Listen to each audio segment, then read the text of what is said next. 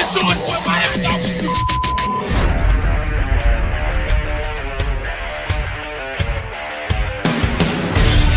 The pressure, he's in trouble. Loses the football. Touchdown! Got it! You have got to be kidding me. Jalen Waddle. It's a Dolphin touchdown. Throwing deep upfield on the near side. Man open. Touchdown! Looking deep. He's got it there. Touchdown! The run from Tua Tagovailoa. Touchdown! He's going deep. He's got it for a touchdown again. Touchdown!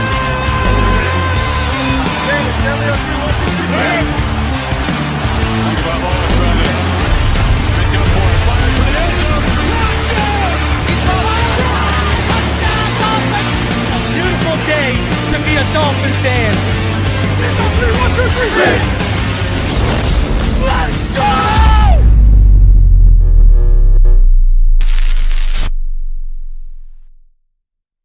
All right, huddle up.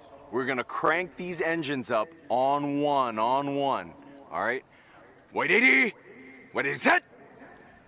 Drivers, start your engines.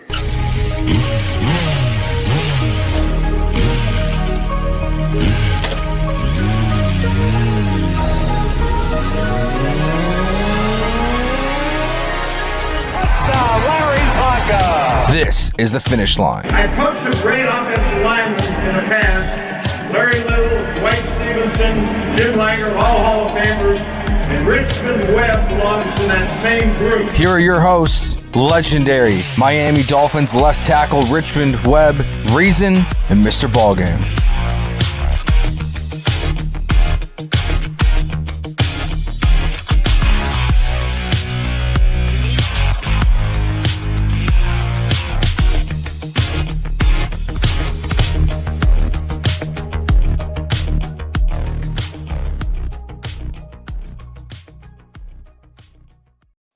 What's good, Fin Nation? What's good? It's your boy Reason, and we're back here for another episode of the Finish Line. Man, I'm really pondering adding, the sound of a clip loading up and right at the end of that, because I think this offseason is going to be an absolute war, and it ain't going to get pretty this offseason. You can already see the signs of it starting. Welcome to another episode of the Finish Line. Like I said, Richmond Webb, Mr. BallGame, how are you guys doing on this fine Wednesday evening? It is officially hump day. So celebrate good times. How are y'all boys doing this week? Good evening, gentlemen. I see BallGame bumping them gums down there, so he'll be ready in a few minutes. But I'm good. That might be pretty cool. Reason, just do the sound. Don't do no video. I don't want to jam. No. Like my man John Morant, he catching it right now. But well, you know what I want to. I'm gonna have the spray go in a moment of black, so they'll see what it's like after they hear the spray. You know what I'm saying? Yeah, that's cool. Yeah. You on top of it. You ain't slipping on your panther. But man, I'm good. Actually, watched a little bit of the combine this weekend and last week, and brought back memories. Saw those guys going through those drills and stuff like that, and watched some of the 40 times. Some guys ran some amazing 40 times. But that's the part of building up to the draft, the free agency, and we got some great topics tonight. I got the list, so definitely looking forward to that. But other than that, I had a good week and no complaints. How you doing, Mr. BallGame? It's all good. It's all good in the hood, bro. You know what I'm saying? He said he gonna go. I'm all about that gunplay, so you know what I'm saying? He gonna add the gun, then add the spray. He got the blicky. He got the blicky. Yeah. Not the blinky. I keep the heat close. You know what I'm saying? You never know, man. Nowadays, it's crazy out here, but people gotta know you come for it, you might get laid down. It is what it is. It's a good time, man. Good times all around. You know what I'm saying? Like the combine was extremely interesting. I think a lot of young men gave themselves opportunities to move up.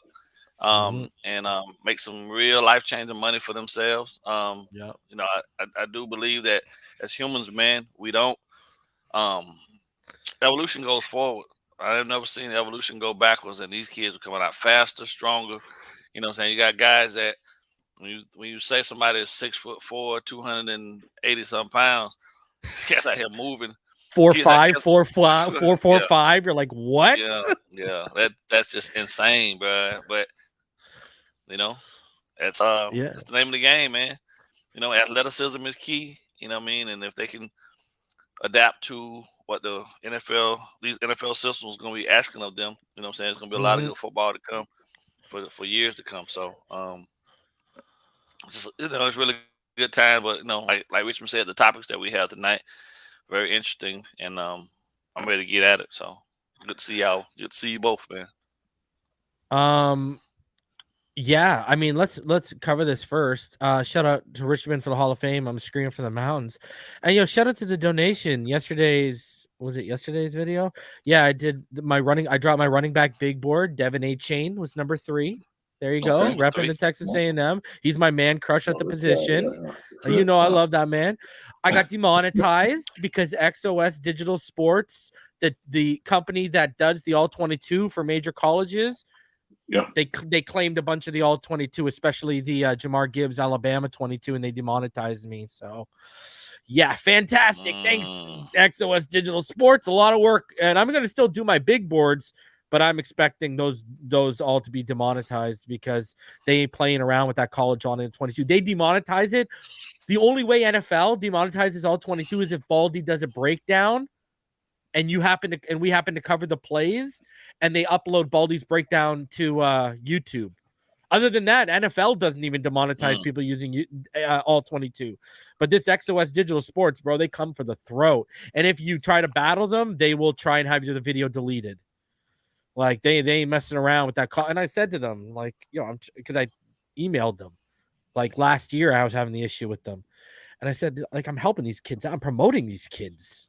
Like, I'm talking about how good they are and showing their film, and like I'm promoting these kids because there were no nil deals last off season. You know what I'm saying? So hey, now it's exclusivity to the money.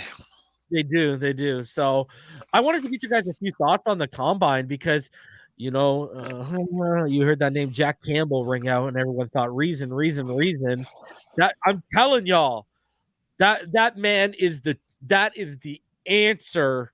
One of the most translatable awards from college to the NFL is the Buckus Award. The Buckus Award, yeah. Yeah, and that Jack Campbell is like, I mean, he's next level, but I mean, I know I think you were alluding to Nolan Smith's rise BallGame, the edge out of Georgia with what you're talking about. Yeah. You know what I mean? But what about Deontay Banks, that corner out of Maryland? I mean, I don't know if you happen to watch him. He ran this guy, 6'1", 197, ran a 4.35 40, a 42-inch vertical, and an 11'6" broad jump at 6 foot. Like, that is that says stay away from his side of the field. Crazy, bro. Holy that's stay away from his side of the field. Yeah. He everywhere. And the name, you know what I mean? And the name I've heard we're quietly interested in, Old Dominion tight end Zach Kuntz. He had quite the day. I don't know if you guys saw him, but I mean, that man had quite the day. Yeah, 4.55, 40-inch vertical, 10'8" broad jump, 6.87 second 3-cone, and he's 6'7", 255. Yeah. Hey, man. Superhuman, man. And that boy, that kid Darnell Washington out of Georgia, did you see him? The tight end, man. But I mean, I think we're gonna take. I was told, man, hey, Reason, you're not taking tight ends seriously enough for our first 3 picks, so we'll see how it goes. And then just quickly, because I know that. Go ahead. I actually had a gut feeling that they might take one. I just don't think it would be with the first pick that we have on board. So yeah, either do I. I agree with that, but I do think it'll be with one of the first 3. Yeah, depending on the talent that's available. Talent is available. but it's just because I know people are interested in this. I actually uploaded this to Twitter. I did a quick mock this morning, and I called this my morning mock of dreams. And this was what I had. I had Jamar Gibbs fell to me at 51, so I took him. I took Jack Campbell falling to 77, never going to happen. I took the right tackle. Warren McClendon has played right tackle at Georgia, so I know I can slide him to right tackle at the pro. I took Zach Kuntz at 158, and then I took Jalen Green, a guy who needs to up his coverage a little bit, but I mean, he's definitely a raw project with a very high ceiling. So. And it wasn't the Jalen Green on the Houston Rockets, no, for anyone wondering. But I know people always like to see, and that got a little love today on Twitter. So I just thought we'd share that with all of y'all. So let's start off with everything here, gentlemen. Yesterday was a whirlwind. People were so desperate for clicks. They were doing videos saying Lamar Jackson's coming to Miami. Literally in the middle of the video, Jeff Darlington reports he's not coming. And we will not be pursuing him. But along with other teams, the Falcons, who are far more QB needy than us, the Panthers, who are far more QB needy than us, amongst, hey, people are sitting here pointing the finger at at Tua. You could make the argument that Steelers should be putting they might be in the same division, but who's better, Lamar Jackson or Kenny Pickett? I mean, not even you know what I mean? Like, there's way more QB needy teams than we are. And they all announced BallGame in Richmond within like an hour, 2 hours of the news were out. Down to the Raiders. Now, Diana Rossini from the Raiders has said, Diana Rossini from ESPN has come out and said she's hearing different regarding the Raiders being out, that all options are on the board for them. Okay. What are your guys' thoughts on this? I mean, people are crying wolf. They're saying the NFL is colluding. Now, I'm going to take you down. I'm going to set you guys up. Any Major League Baseball fans out there, okay? You guys might remember. You're a little bit more weathered than I am. And do you guys remember when the MLB owners in the mid-'80s were caught colluding and they brought in an arbitrator? Yeah. It was 85, 86, 87 winter meetings. They got caught colluding. Arbitrator came in and they brought in collusion rules and all this kind of stuff. Now, it's happened before in sports, and they were colluding in the mid-'80s for contracts. And right now, it's obvious they're not trying to let a... She's getting big. God, she is getting big. Damn. Go ahead. Don't get distracted. I know the beauty is hard not to, though. She is getting big though, like she's fully aware now. So it's clearly obvious all the owners don't want another Deshaun Watson situation, and they're avoiding what Haslam did. Are the owners, including the Dolphins, because I think the Dolphins are just being honest, they're sticking with Tua, that's been the plan all along, but are some of these owners colluding? Richmond, let's start with you. You're a former player. I mean, who better to ask? What are your thoughts on it? Yeah, when I was on Twitter yesterday, I seen a lot of guys, a lot of current players, kind of making that same statement that it was possible collusion or colluding with the owners, this and that. And I started to think about it, and I said, I don't think that's the case, and I'll tell you why. I think the biggest thing is not that they're not interested in Lamar Jackson, but if you do work a deal out with him, the compensation you got to give back to the Ravens, along with paying him the contract he wants, that's pretty substantial. So with him having that franchise tag on him, even if a team signed him, they got to give up 2 first-round picks, and a lot of teams don't care about maybe 1, but when you got to give up 2, that's a lot to compensate. Plus, make him possibly one of the highest paid, quarterbacks in the NFL right now. So when you look at it from that perspective, you got to say, okay, you got to make a business decision, because it can hurt you not only on the cap. Shortens your window. It shortens it big time. If you're going to do something like what the Rams would typically do and say, hey, we're going for the Super Bowl next year, we're going to load up and this and that would be different. Go ahead, Reese. This is what I've been saying all season. I know you guys have heard me say it. This is why you don't go draft a Caleb Williams or a Drake May in next year's draft. You move heaven and earth, because them combined with Tua's 5th-year option, even if they decide to pick it up, and we'll get to that later, you're still at less cap hit than Daniel Jones between the rookie contract and that's only for 1 year. You got to live for that. Then you're back to and you're developing the guy in-house. There's no Gailey to ruin him, Flores to ruin him, Stoodsville to ruin him, Godsey to ruin him. He's your baby. You mold him, because here's the reality. McDaniel will outlast Tua if Tua doesn't work out, but we all know Tua is going to work out. So where we're going with all of this collusion here for a second, Richmond, Stephen A talked about it today, that he got texted directly by Lamar Jackson that Lamar turned down $133+ million guaranteed. Yeah. Stephen A today said he's looking for over $200 million guaranteed. Yeah. He confirmed it today. All right. Him and Mad Dog were going back and forth about it. And Mad Dog made the same point you did, Richmond. Yeah. And think about it. We've already done it twice in the last 365 days. What is that? Bill Parcells' number one rule: never double dip. Never pay the contract and trade for the player, because you're paying for the player twice. We did that for Chubb. We did that for Tyreek. We literally can't afford to do it with Lamar Jackson. You can't keep doing. You're going to have Wilkins will not get extended. Seiler will not get extended. You're going to have to start cutting bait. You know, Ogba's out the door. There ain't no doubt about that. Like, you're moving him. And all of a sudden, what are we doing at linebacker, and how are we shoring up the secondary? People don't realize the flexibility to his contract with the prospect of the MVP-like caliber we saw when he was healthy. They don't understand how much that means to in a financial terms to any organization, let alone ours, I think. They just think it's Madden.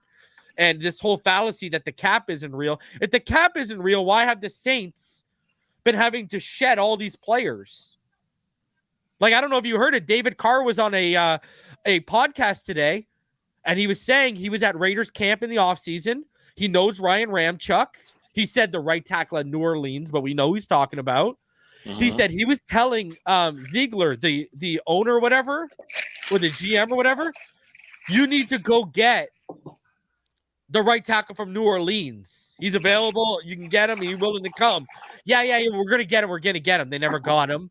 And now Derek Carr's gone. You know what I mean? Like, it's just these people just think it's Madden, bro. And look at Ramchuk's is on the block. Look at all they shed from their defense. Armstead had to walk. So, you know what I mean? Like, I don't get it, man. BallGame. What are your thoughts on it? Because listen, the Dolphins don't raise an eyebrow to me, because I've been hearing, and you guys know I've been hearing behind the scenes, that this has been the move. So this isn't a shock to me. But the Falcons and like the Panthers kind of raised a little bit of an eyebrow to me. I know the Jets they want to expect to lock up Rodgers by the end of the week, because his girl lives down there. Well, so they're expecting Rodgers. Right. He's gonna willing to go down there. So, you know, the QB needy teams are the ones that make me raise my eyebrows. The ones that. But what's your thoughts on the whole collusion thing, and what's your whole take on the Dolphins being out? Well, first and foremost, I don't think there's any real reason for anyone in the NFL to be out here doing anything to try to stop Lamar Jackson from being the best version of himself. I think, you know, as it stands, I think what Cleveland Browns did, unfortunately, when going and signing Deshaun to the contract they signed him to, that's what changed the landscape for things. And teams are out here actively looking at how they cannot put themselves into that type of position and screw themselves for the long haul. And unfortunately, Lamar just has to be the guy that's up and available, and everybody want him. But you don't want to, you know, nobody wants to go through the process of tanking any forward progress that they've made thus far towards some level of relevancy for one player, when you know without a shadow of a doubt you bring him on, and what he's asking, you got to just share it. You're going to have to lose something somewhere. You know, I mean, would it be ideal? You know, in a perfect world, hell yeah, you'd want a Lamar. But I wouldn't. Personally, I wouldn't. I'd stay away from him, because you got a guy who, you know what I'm saying, obviously is athletically off the chart. but he's been hurt too. He's been hurt just as much as Tua's been since he's been in the league. And I can see the upward progression of Tua becoming the version that we thought he could be. And Lamar won an MVP 4 years ago, bro. Like, and I haven't seen that guy since. Now I do. He's gotten better. But when a guy plays the game the way he plays it, that's a huge risk you asking somebody. And he talking $200 million guaranteed money, which is going to be basically taxing the shit out of your salary cap every single year, which means that every year that contract comes around, you're going to lose some vital piece to what you've already previously built and hope that you can backfill it with maybe a stud young player out of it. But you're taking a risk then too. Because the NFL has proven you need some viable, understandable level of veteran and youth mixed to get it to be done. Like Kansas City sacrificed their secondary when they let the Honey Badger go. They did, they did the stuff to shore up their offense, but they sacrificed the secondary. They had first year, they had second year, and rookie players literally in their secondary. And it worked out for a guy like Juan Thornhill, right? Yeah, because they had to do that because they signed Pat too. You feel me? And they are, to me, the model, right? In terms of how you do it, where you essentially you just kind of prune the tree, but you were able to make moves to still solidify the most valuable asset. And I think the Dolphins are doing it a little different in terms of they're trying to equally be as balanced across the board on both sides. That's what I think will sustain you long term, as opposed to being top heavy on offense and you take up some, some shorts on defense. But collusion, not for me, man. I just know that, these contracts like Daniel Jones signing for $40 million a year, the Giants panicked, right? But I can't tell Dayball who Daniel Jones isn't when that's the guy that he's going to be hitched to and his success is hitched to. They have to live with that. I just know for myself across the board, when I think about it, I'm willing to ride this thing out to see who Tua can be and not cripple myself somewhere else on this team. And I think that Greer and Ross and those guys understand that. You know what I mean? And I think for the first time in a long time, I have the confidence in believing that they're just not going to they're not going to go out here and fall to the whims of everybody that don't understand how this shit really supposed to be done. And let me ask you this: as a passer, does Lamar Jackson really fit what we do in the passing game? No, not really. That's not his. No, not his quick over the middle, quick decision making. That's not his strength, man. No. And someone made this great point to me. Let me hit y'all with this, because I've already made the point of, okay, let's be honest. I don't want to hear the lack of weapons because he's always had a top 10 offensive line since he came in the league. Go back to Mark Ingram. Look at the amount of names they've tried to bring in, from Le'Veon Bell, right? Look at Mike Davis after his big year in Carolina. They've tried to bring in, they've drafted J.K. Dobbins. They've tried to bring in legit, and even when those guys haven't worked out, guys like Gus Edwards and stuff have popped off for them anyway. So anyways, and then Mark Andrews is a legitimate top 5 tight end, not a fraud top 5 tight end like Gesicki. Okay, right. People want to hate on Hollywood Brown, but didn't Hollywood have a 1,000-yard receiver? Wasn't he a 1,000-yard receiver 2 years ago when Huntley and Lamar were sharing some time there because Huntley was playing lights out and Lamar was missing games, because Lamar has missed actually more games over the last 2 years than Tua has, but that's a different conversation. Yeah. So you see where I'm going with this? I'm not. They drafted Rashad Bateman.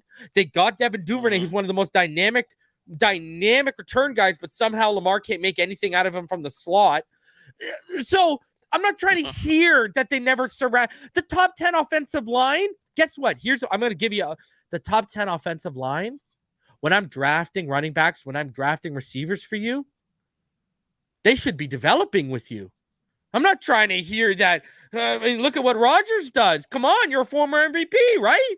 Come on, you've got the look at Waddle with Tua. We see the difference with Tua when Waddle's played with Teddy, Skyler, Jacoby. It's not even close.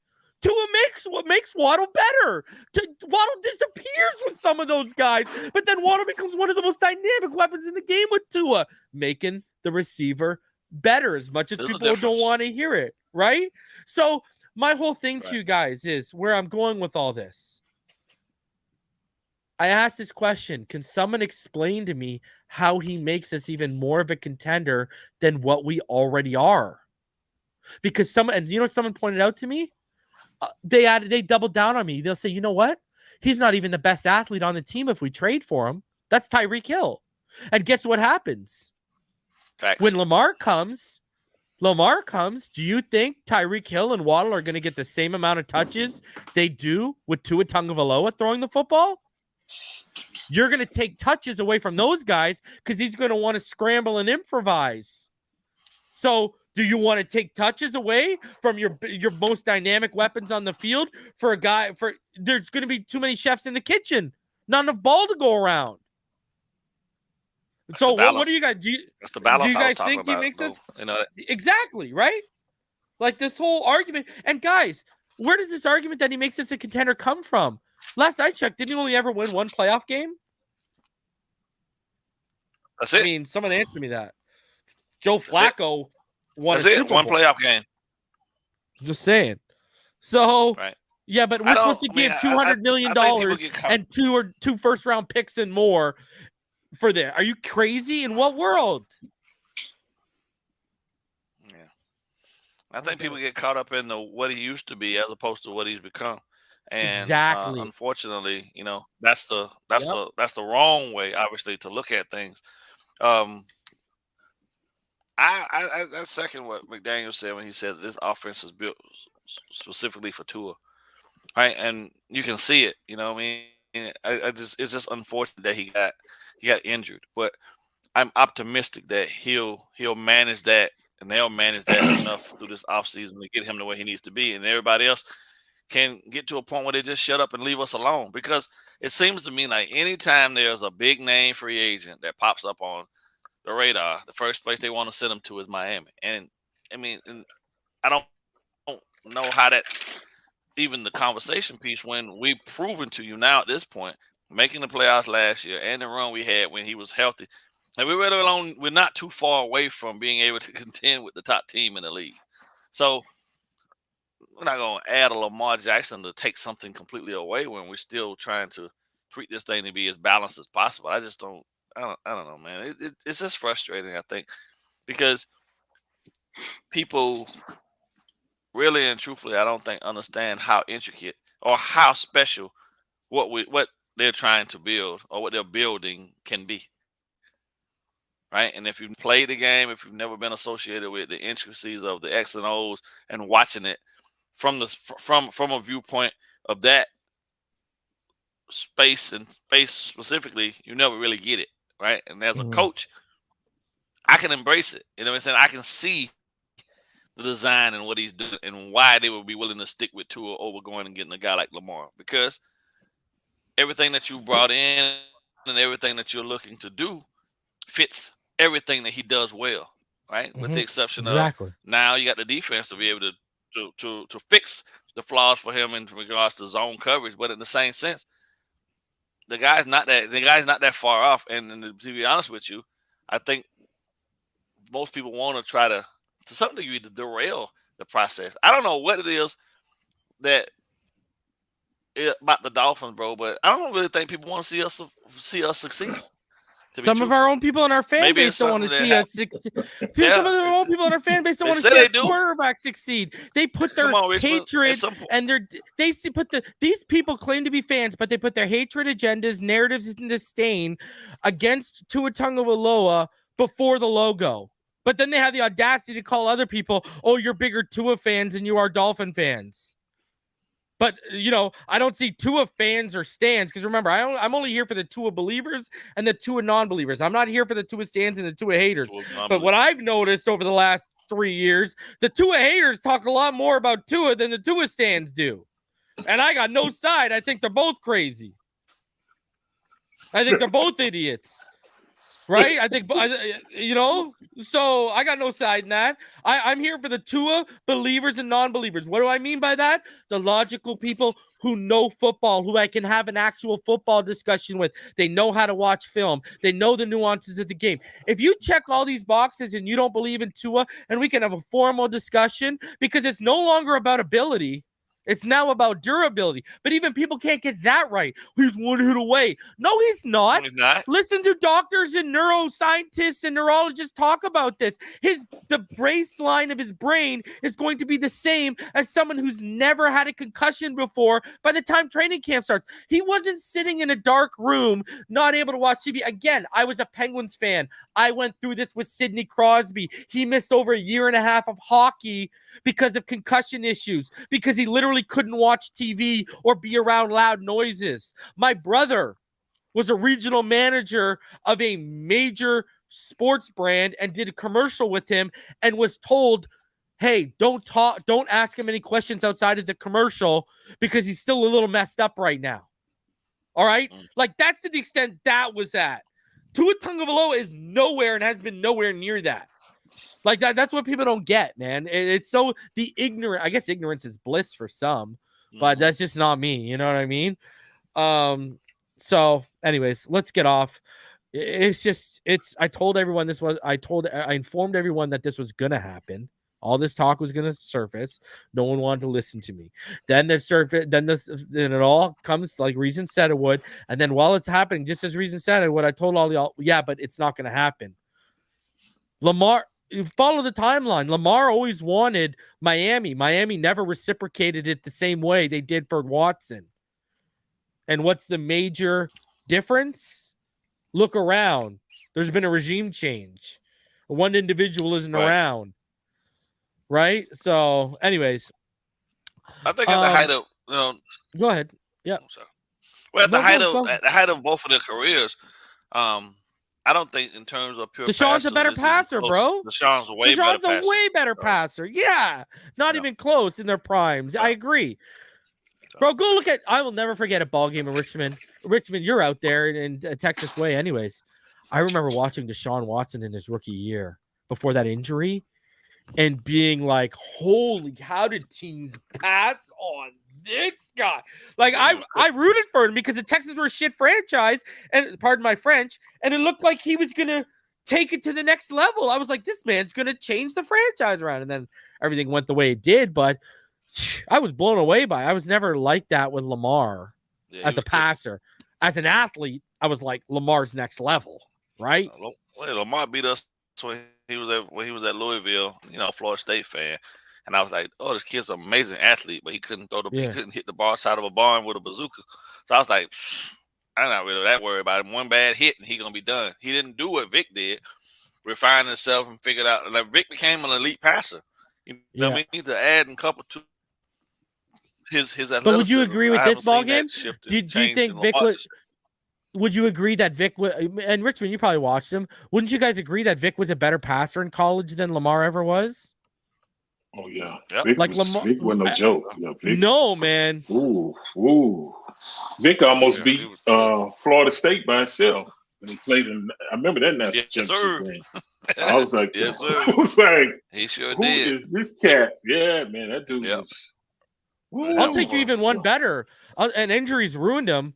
RG3 was a better passing prospect coming out of Baylor than Lamar was.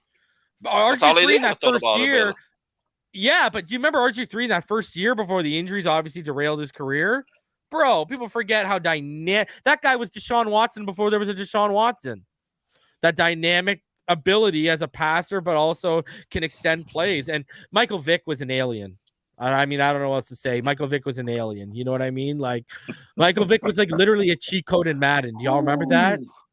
I remember you weren't allowed to use him in Madden. Friends would he'd be off bounds. You couldn't use the Atlanta Falcons, bro. Because guys with no skill would just scramble back like 30 yards and they just outrun everyone. And you'd be like, it's like Bo Jackson in Tecmo Bowl. He did that.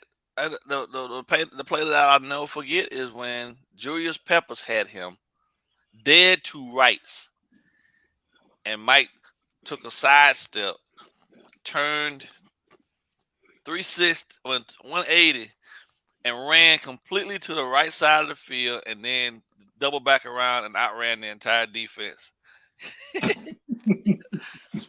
What do you do? Bro, Pep was one of the fastest DNs I've ever seen in the league from Yeah.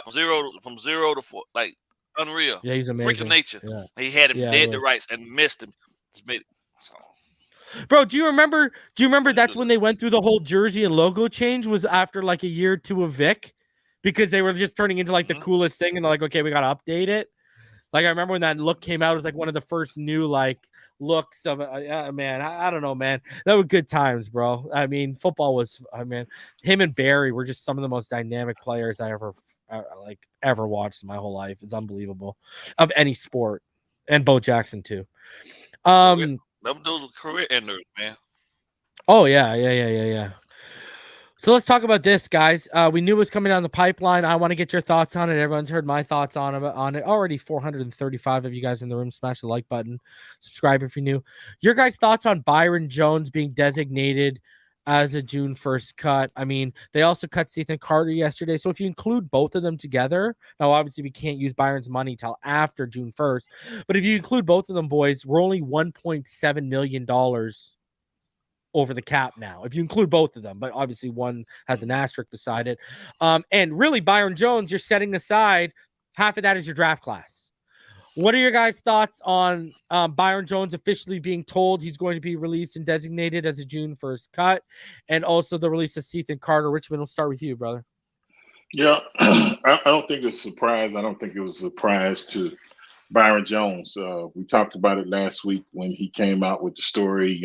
He couldn't run, jump, this and that. And I think you played the clip where the GM Greer was looking like it was almost news to him. So I think we understood what Byron Jones was trying to do, but I think he knew at the end of the day that he was going to be, released from the Dolphins and this and that. And so it wasn't a surprise. And based on, what you said, and I think even Neil, we talked about it on the show, that it's better to release him after the June 1st date, as far as cap reasons, this and that. Yeah. So about 13.5 million, you say. Yeah, Byron Jones, he's been in the league long enough to where he know the game, this and that, blah, blah, blah. So now he'll be trying to negotiate, with teams and see if he can catch on somewhere, which I think he will. I think the only question mark is if you go and you work out and you say that, and then you go to this team and work out and act like there's no issues. They say, okay, if he gets disgruntled with us, will he do the same thing he did possibly in Miami? I think that would be the thing that would kind of be in the back of my mind, as far as signing a player like that. Not that he doesn't have the skill set to still play, but, for you to say you can't do this and that, and then all of a sudden you can do it, what happened? So I'm sure they have some questions to answer, but it's not a surprise at all to me. And I think we all knew the Dolphins had to get up under the cap for obvious reasons. It's that we're over the cap, so it wasn't a big surprise to me. It was expected. Okay, BallGame. Tell me about Byron and tell me how Noah Benogany is going to fill the void. I can't tell you. What I can tell you is that everybody gonna have a chance to contribute. However, Byron won't be a part of this process, which is kind of saddening because this could have played out a lot differently, and I think it would have definitely solidified the back end if he still could have been around to be a part of this. But the guy's got to do what he's got to do, and I think at the end of the day, the Dolphins are making the best decision possible for themselves because there's so many other individuals on this roster that they're going to need to take care of possibly throughout the year. So getting it back from him after June 1st, it's not available for us through free agency, but they can create enough space through restructures and things of that nature to be able to be aggressive in free agency and then still have the resources to go and do some extensions throughout the year, for guys later on. It's good that we're not going to have to eat, a large portion of the money, and they didn't make the decision to cut him, now as opposed to June 1st, which would have been a dummy move. 13.5 back is better than anything you'd have to really eat for him. I think it's what are we gonna have to eat? Like, not much. Was this cap only hit? A couple million? It's only like 3 and so million. Yeah, like three and some change, right? So that's just business, man. I don't really. The way he did it, man, it just doesn't sit well with me now at this point. I'm an advocate for players getting their money, but at the same time, being in your feelings and trying to get your money, that's two different things. And I can argue for him and say that X played opposite. X's play was a contributor. I mean, he was a contributing factor to X's success because he took the number one. But at the same time, the contract you negotiated. You feel me? Yeah. And when the guaranteed money was gone, you wanted more. Well, you asked them for money now that what I'm saying. In all theory, you're still getting decent money. That's a contract you signed. We still got other guys you got to take care of. That don't tell me that you was a team player at this point. And maybe the fact that his guy is gone now is another reason why he just didn't want to be a part of what was going on. Because the rumor said that Flores was his guy. He was a Flores guy. So crazy part is Jerome That was still here Flores' busting big his ass, signing, but remember? yeah, Byron Jones. So got him let's out. tell it like it is, Byron man. can go too. Wish him all the best. Thank you for what you did. But we'll holler at you. You know what I mean? Hit him with that. Hit, you got to hit him with that end sync, bro.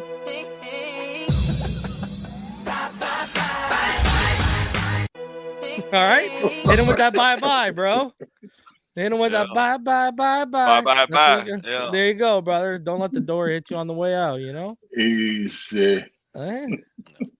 They can figure it out. DJ Reason. The Dolphins will figure it out, man. Not gonna be held hostage by no player. That's one thing I know they're not gonna allow themselves to do. Is be put into a position where they feel like they don't have no wiggle room or ways to move with the player. That's just not good business. You know what I'm saying? So agreed. He was playing dirty ball, so we'll holler at you. Yep. All right, so let's get into it. Barry Jackson dropped an article today, and we'll go over it here, and everyone on Twitter fell in love with it. So I said, you know what? It's behind a paywall. Let's show the good people what the deal is. Let's bring it up, and we'll go over it with everyone here. And it's all about the skepticism surrounding the fifth-year option. So skepticism about Dolphins' Tagovailoa commitment growing tiresome, and it's unwarranted. Healthy skepticism is fine. In fact, it's encouraged in our profession. But with the Dolphins and their comments about Tua Tagovailoa, I'm not sure how we've arrived at this unhealthy place of distrust and suspicion and cynicism, where a handful of reporters decide the general manager, Chris Grier's words are not to be believed about his quarterback. Many team executives stretch the truth or fib, often by claiming decisions haven't been made when they actually have been made. We've alluded to that. We've said, why are they so committed to Byron, but they're firm with Tua, right? If the Dolphins start pursuing available quarterbacks, that would suggest that Grier was being dishonest when he said in no uncertain terms that the team is committed to Tagovailoa as their starter in 2023. Our educated belief is that Grier was telling the truth and doesn't plan to pursue any other starting quarterback. ESPN's Jeff Darlington reported that on Tuesday, and yet a few cynics keep questioning Grier's words, and the predictable pattern of doubt has become tiresome. At the head of the pack is CBS headquarter and former ESPN reporter Josina Anderson. Name dropping. And Anderson last week said, and I quote, and by the way, she has blocked me because I said the weatherman is more accurate than Josina Anderson when it comes to reporting the Dolphin news. I'm told multiple people have been made aware within the Dolphins organization that the team will explore all options at quarterback. To this point, that report has not been corroborated by anyone, and I don't believe it's accurate. Woo! Call her a liar without calling her a liar. Barry, best in the biz. I've been saying it for years. Then there was this week's offering from Rich Eisen, who reported what he termed a rumor that Tom Brady might come out of retirement again, while adding the one place that folks are saying to keep an eye on out is for Miami.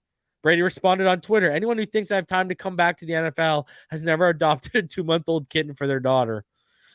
Pro Football Talks Mike Florio also continues to openly wonder whether Brady will play for the Dolphins next season. And I just want to say this, I've been more accurate over the last 2 years than Mike Florio has been when it comes to the Dolphins. Thank you very much, and I'm not even exaggerating. On Wednesday, Florio wrote, and by never mind a mile, I've lapped him around the world. Florio wrote that it was troubling that the Dolphins won't pursue Jackson. But why is it troubling? They cannot sign him to an offer sheet before the draft because they don't have a first-round pick. Are they not allowed to prefer Tagovailoa to making any long shot costly bid for Jackson? To those who say the Dolphins haven't been honest about their quarterback plans in the past, I would disagree. The Dolphins never publicly committed to Tagovailoa while they explored acquiring Deshaun Watson in October 2021. They never lied about interest in Watson.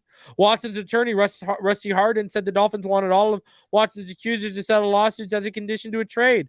Greer seemed to suggest that the Dolphins never demanded that, and it's certainly conceivable that Greer wasn't aware that owner Stephen Ross insists on the stipulation of true. But at no time during the Watson flirtation did the Dolphins say they were fully committed to Tagovailoa while secretly trying to replace him. Brian Flores also chose his words carefully on the topic, never issuing an outright denial about interest in Watson. I don't really get into rumors. Tua is our quarterback, Flores said before the 2021 trade deadline, and that wasn't a lie. What's more, Greer acknowledged at the 2021 trade deadline that the Dolphins explored acquiring Deshaun Watson. And when they sent word 14 months ago that they weren't making another bid to acquire Watson, that was truthful and accurate. At no time did the Dolphins rule out Brady publicly while courting him privately. My theory is that some reporters are manifesting their own doubts about Tagovailoa into skepticism about whether the Dolphins are being truthful when they discuss their commitment to him. ESPN continues to spend entire segments questioning if the Dolphins will really stick with Tua Tagovailoa. Chris Canty, making assumptions that he shouldn't, said the Dolphins are not sure about our quarterback based on the health factor, and they want to see what else is out there to be had in the marketplace. The only reason they're not exercising to his fifth-year option immediately is because they're not sold on him. Actually, and like I've been saying, where's Burrow's option? Where's all these options? Rush. And where's Hurts' extension, right? Actually, not a single team has exercised its fifth-year option on any quarterback in the 2020 class. It's commonplace for teams to wait closer to the deadline. Since the fifth-year option was created in the 2011 CBA, there have been 175 instances of a team exercising a fifth-year option, and only 3 have happened in March. Pro Football Talk has said the Dolphins' words regarding Tagovailoa are meaningless, and their intentions will be revealed by their decision whether to exercise its 2024 option by the May 2nd deadline. But that's not entirely accurate. The Dolphins can still be fully committed to Tagovailoa for 2023 while choosing to delay a decision to 2024 because of durability concerns. As ESPN's Darlington correctly noted, if they don't pick up the fifth-year option, you could make a case that, look, we don't expect him to play on the fifth-year deal anyway. If he has a successful season, they'll extend him after it no matter what. He won't play on that fifth year. If he doesn't, they can just move on. Delaying the decision is just prudent business. Bottom line, when Greer discusses Tagovailoa about how we believe what he says unless he gives us reason not to believe him. I mean, facts on top of facts, no? What are your guys' thoughts on that little dose of reality? Man, I think I talked about it a couple weeks ago or whatever, and you just brought it up in the article. Nobody exercises the fifth-year option this early, but I think they know what fans and people crave information so much, and they want to be in the loop when they think something is not happening, or if they were going to do it, they should have did it by now. And I'm like, it's just simple business. If people just take a breath and just sit back and relax and just let some stuff unfold, even when you negotiate a contract, normally it's a process. It's time because you want X, the team is saying we want to pay this, and you got to kind of work and put the deal together. You might want 4 years, they might want 6. So all that comes into play, this and that, but it's not like just a quick process. Sometimes it's quicker than most, but a lot of times it just takes a minute. So people just got to learn to relax and quit listening to everything, because you'll listen to, this guy on ESPN, this guy on the NFL Network, this guy from, this Miami paper, from this Fort Lauderdale paper, and it's just going back. You don't know what to believe, and then you want to start tweeting about it. It'll drive you crazy. So I think the best advice is, until Greg gives you a reason not to trust him, take his word for it. That's my stance on it. BallGame, what are your thoughts, brother? Well, I just think it's just crazy though that we living now in a day where people that aren't even in the building on a consistent basis are out here trying to tell the populace what's happening in the building and how people should look at things when they don't even have it dialed in. Chris Greer hasn't given me any reason to doubt him at this point.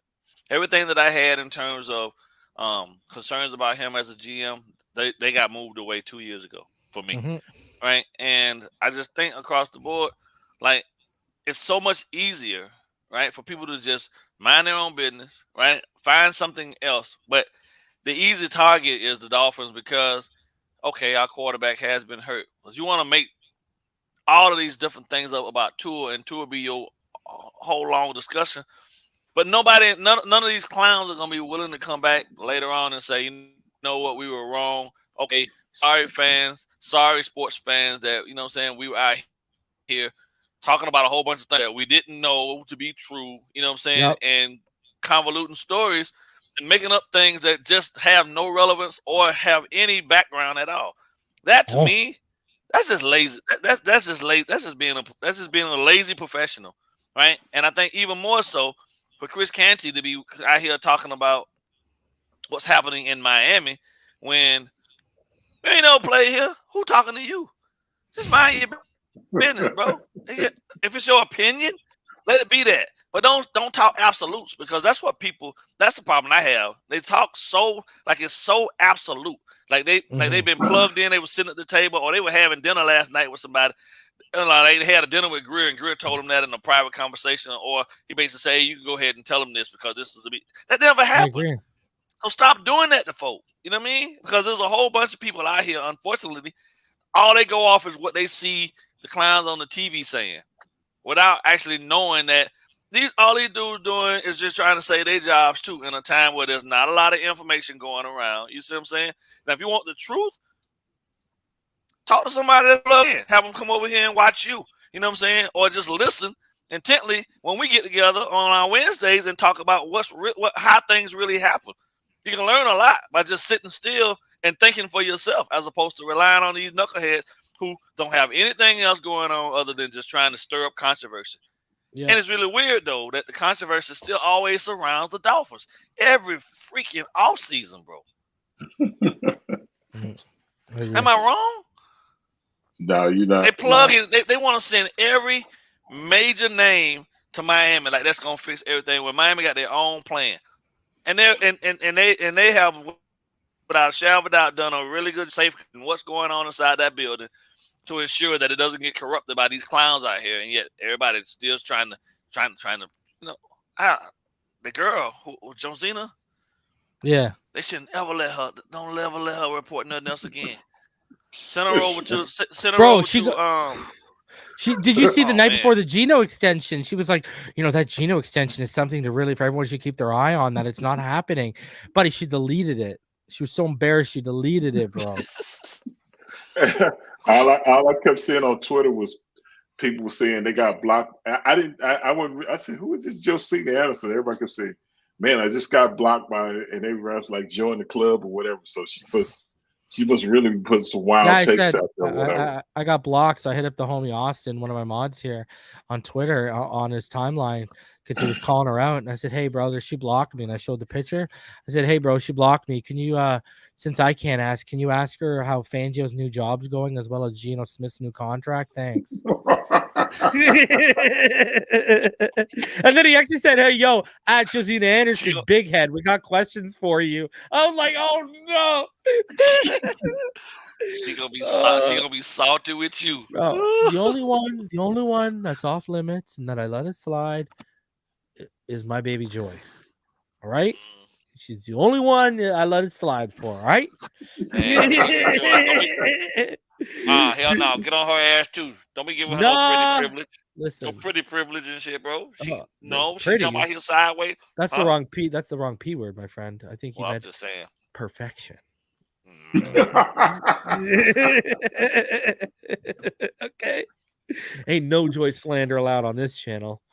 All right. Colin Cowherd, I blame him for everything that everyone says negative about Joy. Thank you very much. Because actually, when she's away from Colin, she's unbelievably fantastic. Have you heard her takes like on her new show and stuff like that? She's way better when she's away from Colin. Well, I'm talking about Dolphins takes, by the way, people. I'm not talking about anyone else. I don't care what she says about anyone else. So you're saying Cowherd brings down her level of understanding about what's going on? Yes, I blame the white man in this situation. It's something with the Dolphins. That's a damn shame that she's allowing an idiot to affect her that much. She's not with them anymore, right? She left. Yeah, she left. What I'm saying though, she's left. You get what I'm saying though, right? You'll let somebody that, clearly just be shooting from the hip affect. Yeah. Cowherd. Whatever. Yeah, not a fan. You already got one Skip Bayless on that station. You went on got a second one. Good for you. It's unbelievable. All right. I just want to ask you guys in your thoughts, just based off what I'm hearing. Buckle up, baby, when it comes to that 5th year. All right, that's what I'm hearing. Do you guys think this is I'm getting the sense it's going to go down.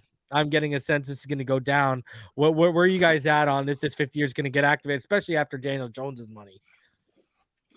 Oh yeah, I think it's. I think it just makes sense. We talked about it before.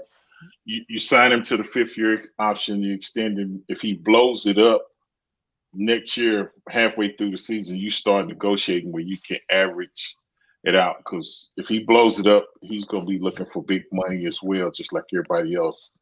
And he'll have the stats and stuff to support what he's asking for. So a lot of times during that 5th year, a lot of times team, if they see it happening, go ahead and renegotiate or negotiate as the season's going on and average that into that year, and that helps you on the cap. So yeah, if he blows it up, which I think he will, it will be smart. But I definitely think they're going to exercise the 5th year option. It just makes sense. That's what I'm getting the sense that's the sense I'm getting. That's what's going to happen. What are your thoughts? It will be a mind-blowing experience if they don't. I think this will be one of the. I mean, it's a steal. You're talking $23 million as opposed to freaking Daniel Jones got freaking 40. And I'm still scratching my head. Yeah, I can't explain why Dabo love him so much or why they love him so much. But and the franchise tag next year, is $43.1 million. BallGame. Yeah, I'm running with the paperwork to get him to sign it as soon as possible at 23. And then I got flexibility. Then I'm still giving myself so much flexibility to do so many other different things that I don't have to be concerned and worried about that type of foolishness right now. You feel me? And the guy's gonna live up to what we expect him to. I have 100% confidence that Tua gonna light this thing up next year. Get ahead of it now. Save yourself. You know what I'm saying? A year or so that you ain't got to worry about it, and then you can renegotiate the long-term extension, and then it makes sense for the organization, and you can plan out accordingly everything. Exercise it to the fullest because it's for that reason. If the guy. It's a no-brainer to me. And I think the South Florida media has been setting their readers up. I think that's why you've seen all of the guys all of a sudden, Joe Shad and everyone getting open to the 5th year option. It's because they're getting the sense they're getting that sense, So, I mean, that's what I'm hearing. That's where it's leaning right now. So we'll see how it plays out. It's something to monitor. They're not going to activate it until somewhere deep in April or right before May 2nd. So we still got tons of time. So, and like I said earlier, you can activate that even if he doesn't work out and you don't want to ride with him in the 5th year. You throw him as a backup, right? You trade up and you move heaven and earth to go get Caleb Williams or Drake May. And, that cap hit is still going to be less than Daniel Jones between the two of them. So, I'm just saying that's the move. And then you keep it moving with a cheap quarterback contract, because here's the thing. People think the secret sauce is getting the running back on the cheap contract. No, the secret sauce is the quarterback on the cheap contract. Mm-hmm. So, anyways, Just continuing here with Tua, guys. I wanted to show everyone this because it's that time of the year again where the deep accuracy analytics come out, and we go over this every year. And once again, Tua Tagovailoa, number 3 on the list in terms of accuracy percentage, right there behind Geno Smith, Kenny Pickett, Joe Burrow at 4, Hurts at 5, Mahomes at 6, Allen at 7, and people just got to look at the bottom of the list and see why I don't want Marcus Mariota, because he's at the very, very bottom. But when you look at the other numbers on this guy,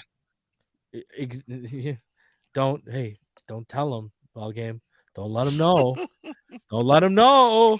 All right, so Tua Tagovailoa was 11th in accuracy between 21 to 30 yards. Tua Tagovailoa was 4th in terms of accuracy on throws between 31 to 40 yards. All right. Tua Tagovailoa was 6th in accuracy of 41+ yard throws. But guess what? He was 15th in downfield throw attempts. Let that sit in for a second. Accuracy, hey, big time. 7th. All right. When it comes to 7th when it comes to downfield yardage. He had 784 downfield yards. Patrick Mahomes only had about he had 28 more yards than him. And remember, 2 missed games. When you talk about passing touchdowns, Tua Tagovailoa was 6th, tied with Aaron Rodgers. And then when you look at, dude, what's crazy, Tua throwing across his body to the right side of the field. I mean, he was ridiculous throwing to the right side of the field. Tua was 3rd in the NFL throwing to the right side of the field across his body. Think about that one for a second. Now, I mean, Tua just out here. I don't know what I don't know what to say. Tua out here doing it, brother. Tua out here getting it done. I mean, what more can we really say other than Tua again coming off as one of the premier deep passers in the NFL? But guys, they tell me he has a new alarm. That's what the stats say too. All you do is look at him. I don't know, guys. I don't know. And guess what? He was. I don't know. It's and he was at 13th in deep accuracy off play action, just to keep going. So, I mean, you're seeing all the analytics, the deep ball analytics, top 10 across the board, and a lot of them, top 5 in some of them. And I mean, guys, it's just not gonna be able to satisfy some people, man. That's where I'm at with it now. You're just not gonna be able to satisfy some people. They get something stuck in their head and they don't like a player and they just never gonna. So, oh well. But the numbers don't lie. People do. Numbers don't lie. Hit them with it. Guys, okay, the numbers don't lie. They don't like it. I got a question for you. Do y'all think that they're going to like a little bit of a Tua Tagovailoa sports brand? Because Tua Tagovailoa has now filed the trademarks, gentlemen, and he's gonna have clothing, sportswear, sports gear. He's basically going down the Soul Runner Tyreek Hill route. So we're gonna get the Flash's gear in front of all of these haters too. Man, it just keeps getting better and better, don't it? Smart. Yeah. All right, guys. Final thoughts before we get out of here from you guys. Not really surprises other than some of the workouts at the combine. I think only thing I can say, and you said it, Reason said it. Consider the source y'all are getting this information from. Don't let people be able to move the needle on you like that so quick. So try to be a little bit more even keel. If you hear something crazy, just sometimes take a deep breath, blow it out, and then just say, let me just sit on it for a minute rather than just reacting to whatever people continue to say. Every offseason, like BallGame said, it seems like we go through this every offseason. Dolphins need this, they can tell us everything we need to do, but I think we got a competent coaching staff, we got a competent GM, this and that. let them do what they need to do to bring the people in and just trust the process. If y'all can do that, we're gonna be all right, and y'all will sleep better at night. So other than that, that's it. Looking forward to free agency and the draft, and just keep taking the information as it comes. But congratulations for Tua starting his clothing line. I think that's a smart move, considering he had the number one selling jersey, this and that. Yeah. It just makes sense. So it's I'm sure he's got the right team surrounding him, this and that. So go make your money, bro. I'm happy for you. But that's all I got. Yeah, they're gonna make money off of him. He might, if he gonna make, the NFL gonna make all that money off of him, he might well get some. He might tap in and get some of it for himself. Yeah, get you a little bit of smart, and that wrong being a smart businessman. I applaud that all day. I think for me, man, like, I'm gonna say this to the people in the chat, just so y'all, can echo this out in the world and your conversations with people now.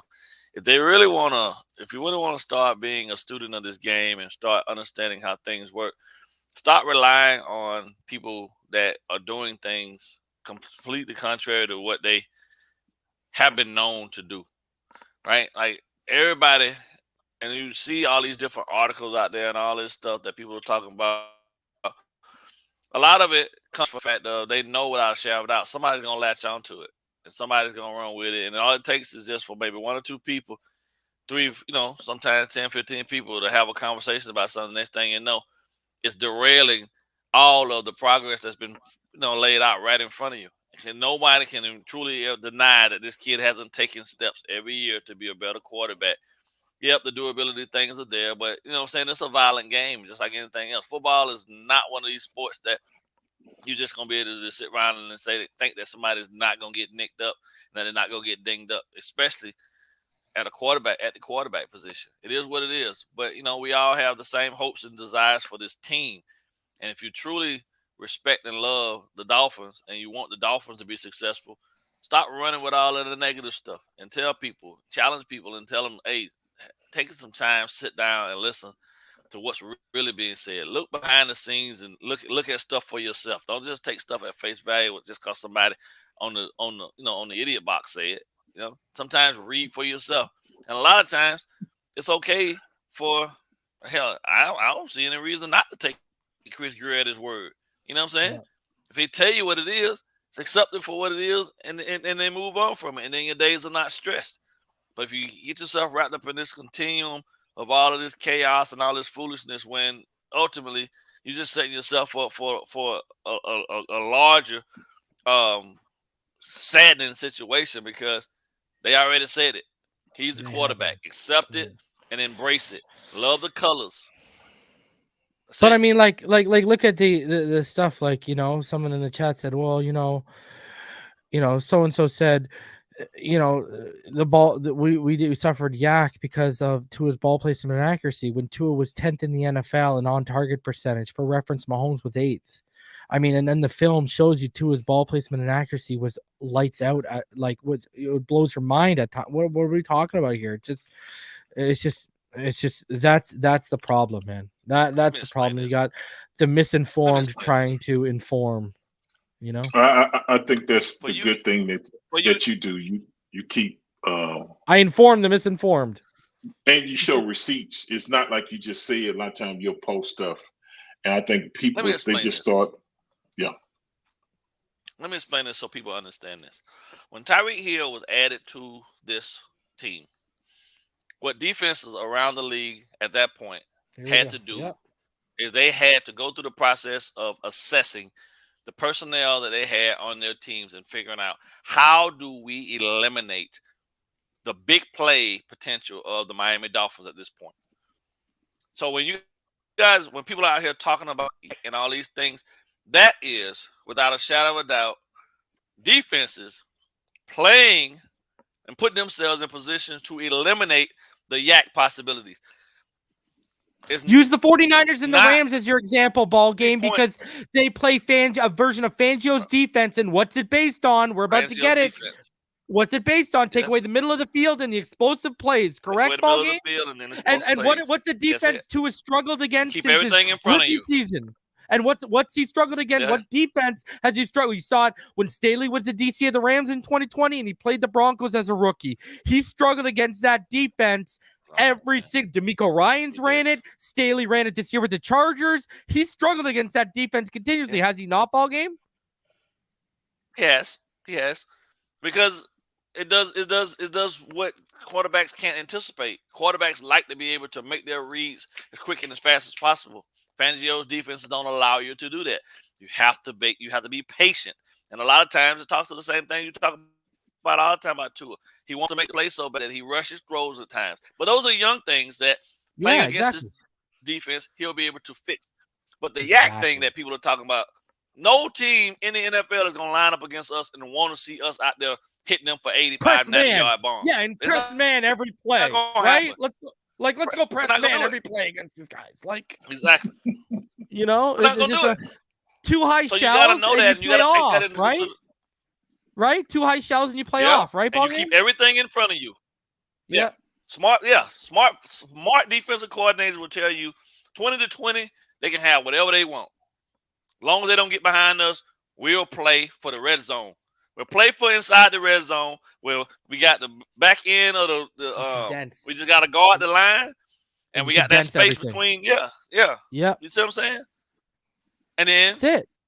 It's the windows close a lot faster than at that point, and you don't have to worry about anything and make them kick field goals. That's the ultimate goal. So when people talk about this yak stuff, yeah, you guys are caught up in this whole concept of just because Tyreek was going to be here, we was going to be blowing.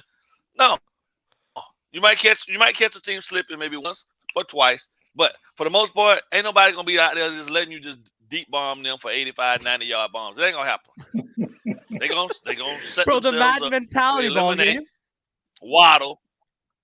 I'm just saying, bro. Yeah, but I keep hearing the same thing all the time. But people talking about the yak. Well, the yak is a part of. Listen, be happy we got the catch. The catch is what's most important. We're moving the first. We officially did that, right? Yeah. But you take your shots when you need to take them, and we were successful at them. A lot of them. Stats say that too. But don't worry so much about it, man. That's more of what defenses had to do to keep themselves from being thrashed by the type of speed we was, you know what I'm saying, showcasing. Learn football, folks. Come on now. Say it again. I'm going to cut that up. All right, gentlemen. I appreciate all of y'all for coming through. It was another great episode. I hope everyone enjoyed it. Sorry we ran a little bit over time here. Usually, we try to stop around the hour mark. We're about an hour 15. Hope you enjoyed the conversation.